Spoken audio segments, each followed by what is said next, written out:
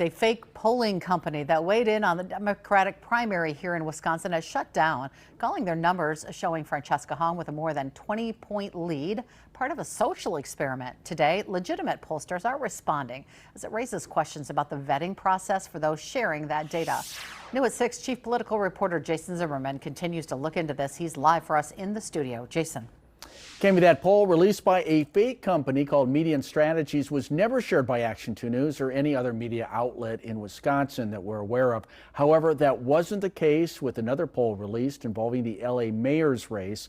That poll showing Mayor Karen Bass with a double-digit lead was shared on social media by her campaign staff, along with the California newspaper and a Los Angeles television station.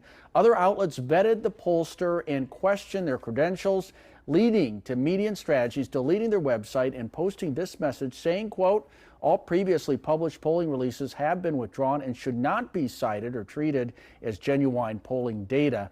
Median Strategies was created as a short-term social experiment examining how purported polling information could enter and spread through the political information ecosystem without independent verification, end quote. This afternoon, I asked Charles Franklin, director of the Marquette poll, about this. He says it comes amid more pollsters getting into the industry. So a lot of people, including me, don't necessarily know these organizations, and some of them are completely legitimate. Some of them are doing polling on a real shoestring budget of questionable quality.